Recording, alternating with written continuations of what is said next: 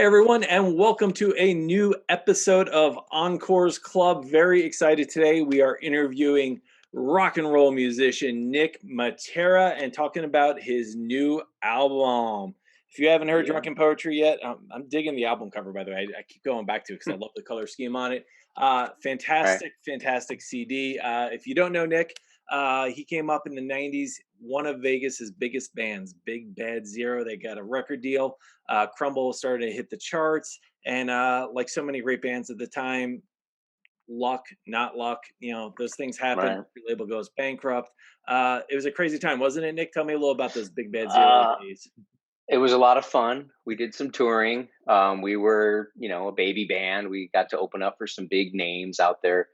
Um, we toured probably for a good 2 years.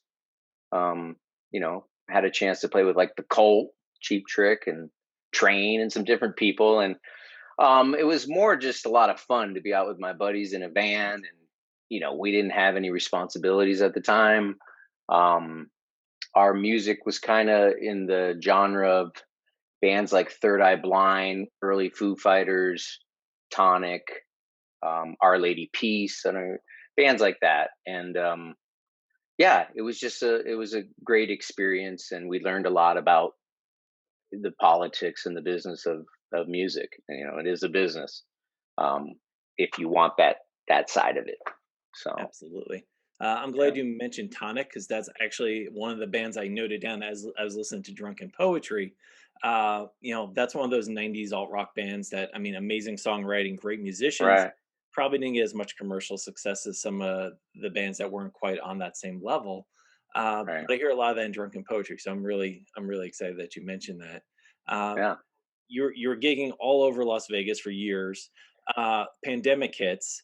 Uh, you buy my bass guitar, which I see hanging over your shoulder, and I kind of miss. Uh, yes, move to Idaho, and you record an album. Probably the right. most productive person in the entire pandemic.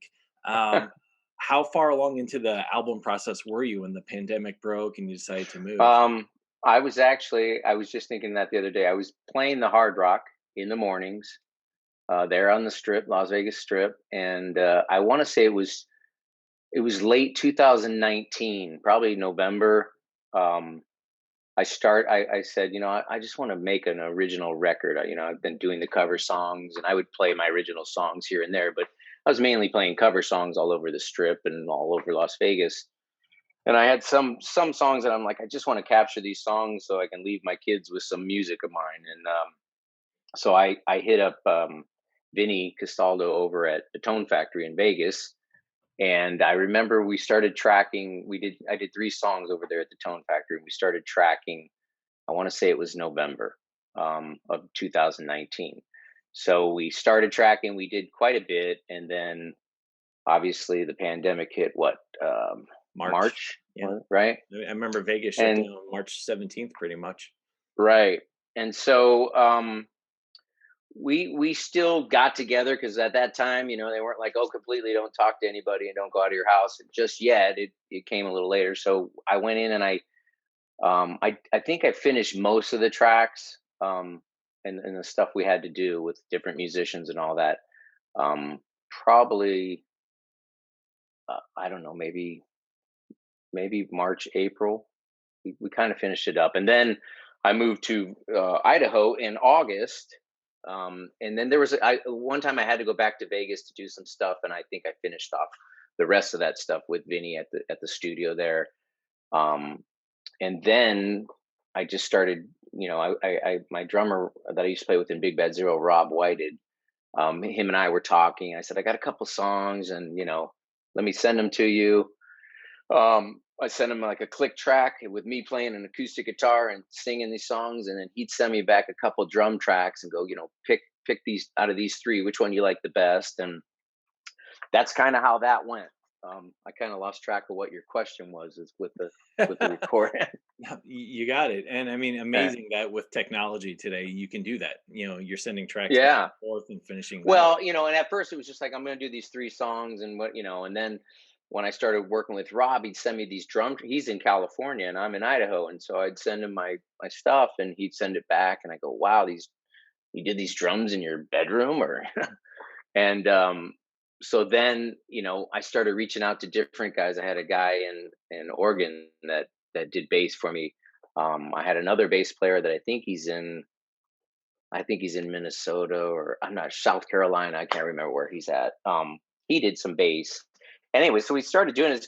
It started sounding really good. And then Rob suggested Matt Brunig, who that did some sound with you there at the Hard Rock, and he tours with the Killers and all these guys. A lot of these guys have worked with the Killers, and they weren't doing anything at the time because no one's touring.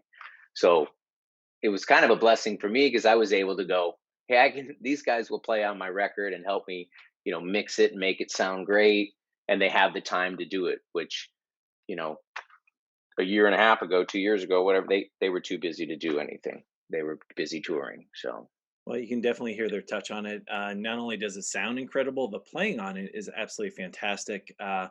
Quite a few songs for me. It reminds me of like the Heartbreakers playing, with and you're kind of in that petty role as the songwriter and playing on right, top of it. But just absolutely the drums on, especially, I just some killer right, drum tracks on the album. You mentioned, wanting to have a CD for the family and your kids, and I mean, it opens with "I Got You," which I mean, it's right, very direct and almost like you and your wife, and it's just this beautiful song that you wrote.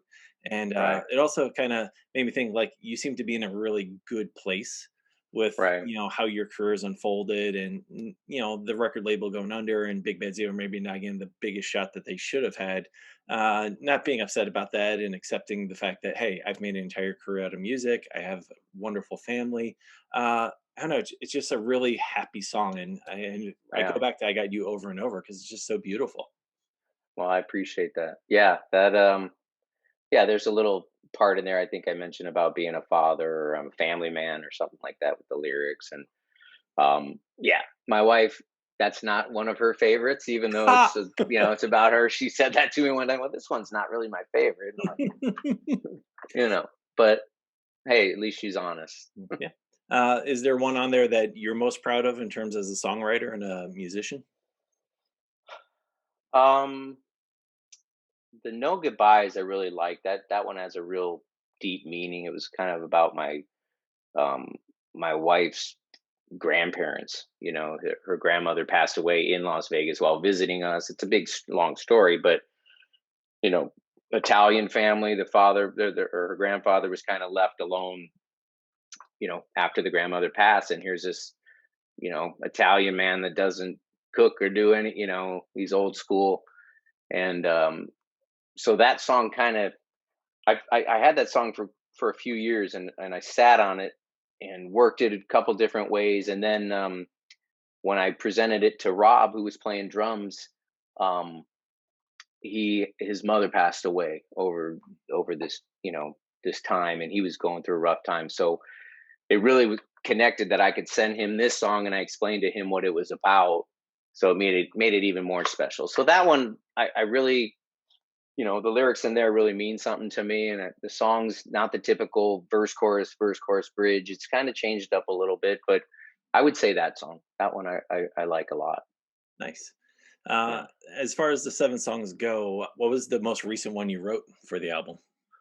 The recent one I wrote was Long Shot, Was it? which Okay. is that's kind of the single I put out, and I wrote that in Vegas. I was staying in transition from moving here. I Hmm. sold my house in Vegas.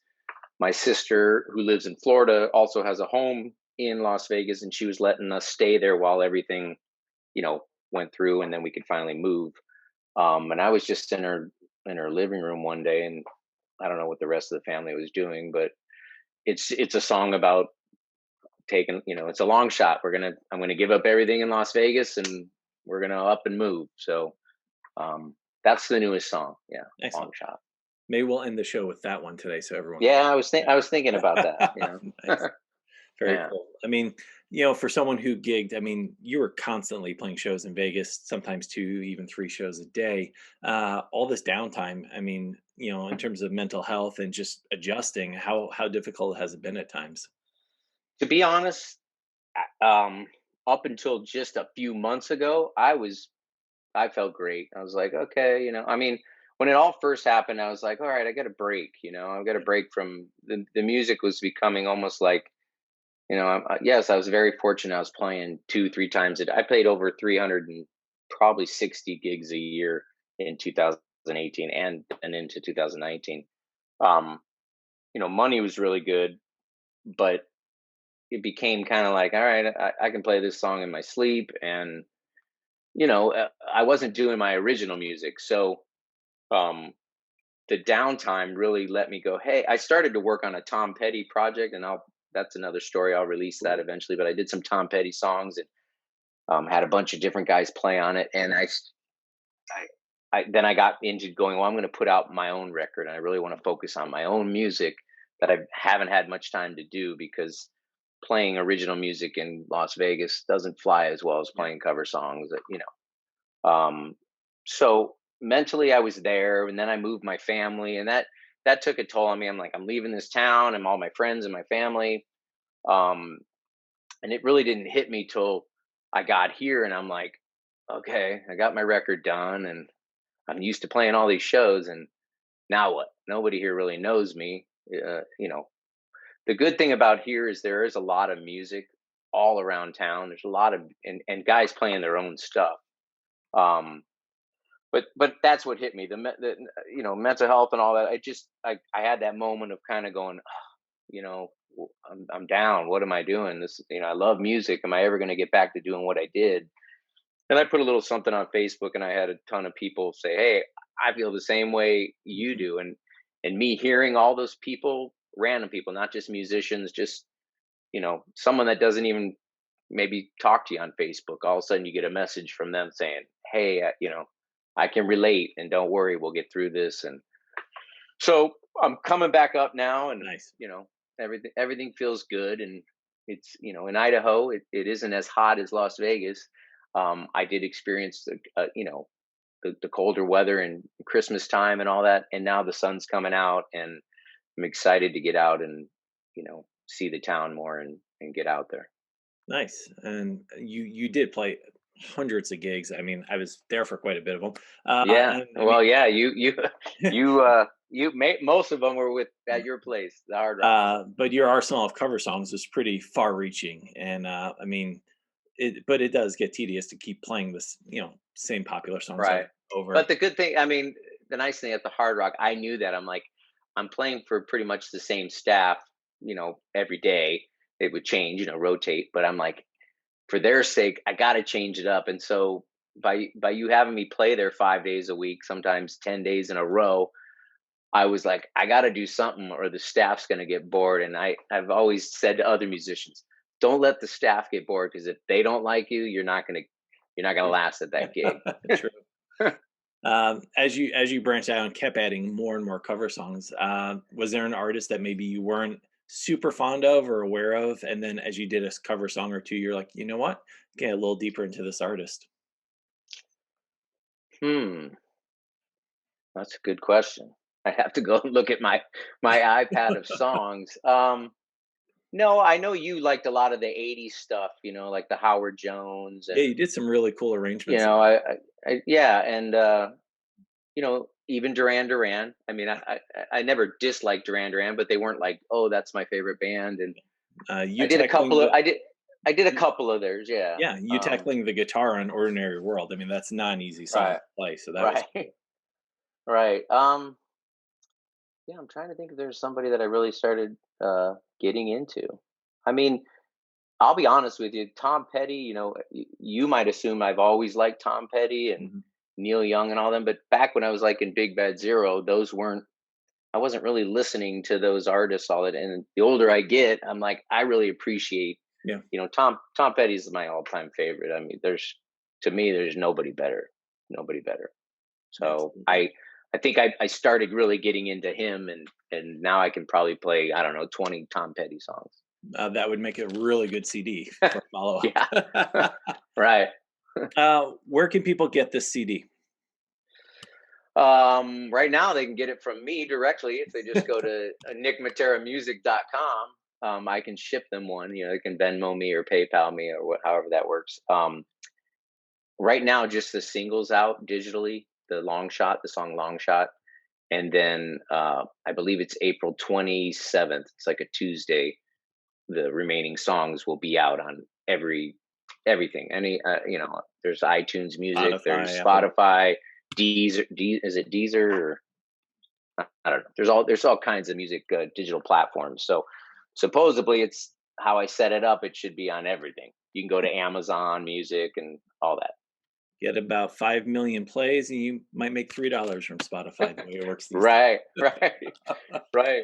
Yeah, and a lot of people laughed at me like, "Oh, you're gonna get CDs, man." I'm like, "Well, when I'm at a gig, it really is. It's sometimes people just buy it whether they're gonna listen to it or not. It's just kind of like all right, here's something that I'll remember what you are, and then they look me up on Spotify and put it in their phone. But I wanted to do vinyl. I know you collect vinyl, and I think that would be really neat if I could do that. But vinyl's so pricey for an It is. independent artist, Yeah, we just on the show not that long ago, we interviewed Michael Piranha of Honolulu, Hawaii, and Yeah, I watched a little bit of that. he did do vinyl, but I mean, he's not gonna make any money on it. But he just felt like he just wanted to do it on vinyl just to do it. Right. But it's tough these days. But But I might still do it. I'm yeah, and you can, and a lot of bands that you can do it when you have your next album out. Just put together as a little vinyl box set or something. right. Yeah, there Um, you go. but I'm telling you, physical product is coming back. I do love vinyl, but I just ordered some CDs this week. Did you?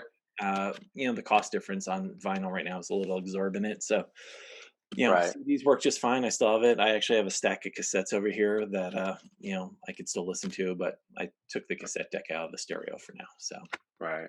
Right. awesome. No, I still have all my CD. I mean, I have boxes of CDs, and I don't know. I just never. It felt weird to just throw them out or give them away, Don't or don't just the don't. artwork alone. You're like, Yeah, keep the CD yeah, for the insert to read about the recording and who produced and who engineered and that kind of stuff. yeah. I hit every Goodwill I can. You can find great CDs there these days because people are just Right. unloading them. So Right. nothing wrong with grabbing a few. Going back to Right. your Big Bad Zero days, one other question I wanted to ask you is, you did open for some huge bands, and I'm sure you were able to take some time and check them out.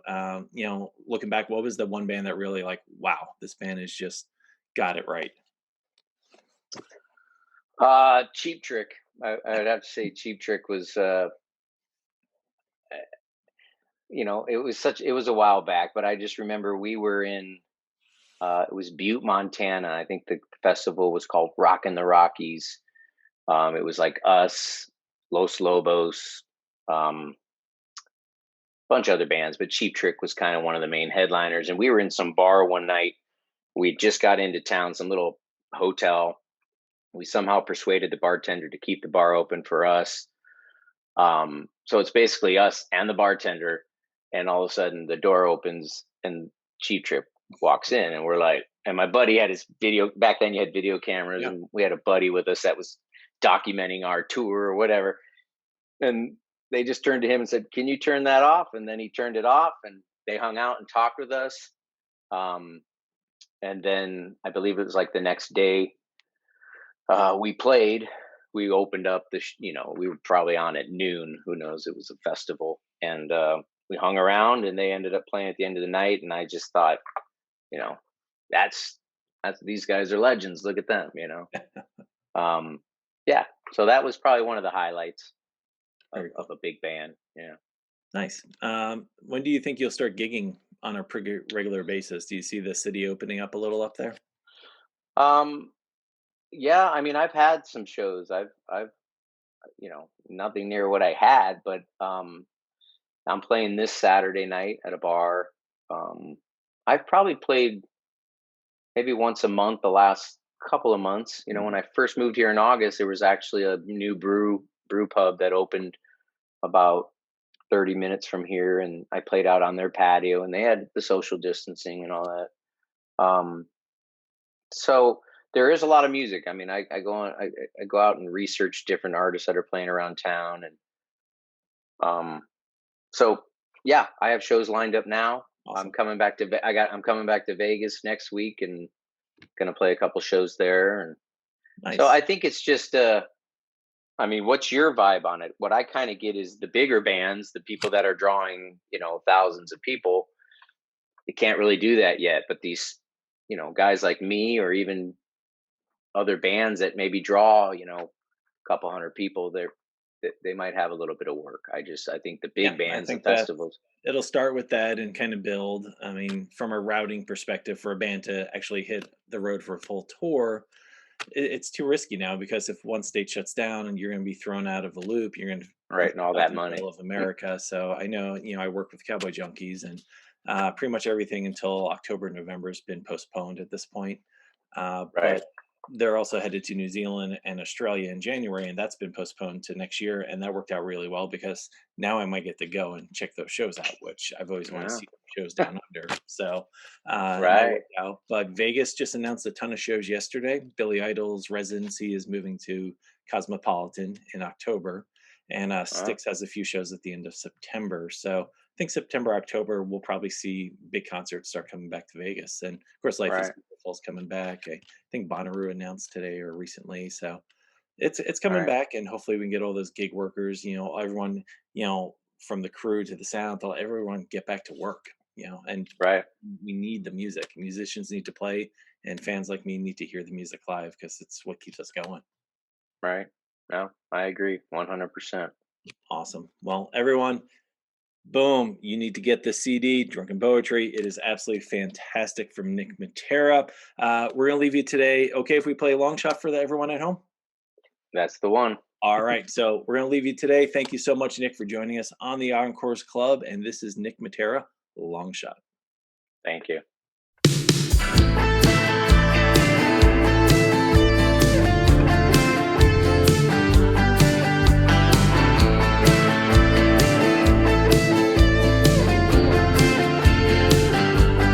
Counting down the days, promised myself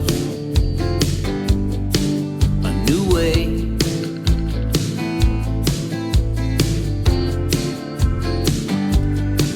And then the water ran dry. Maybe that's a sign, something you'd say.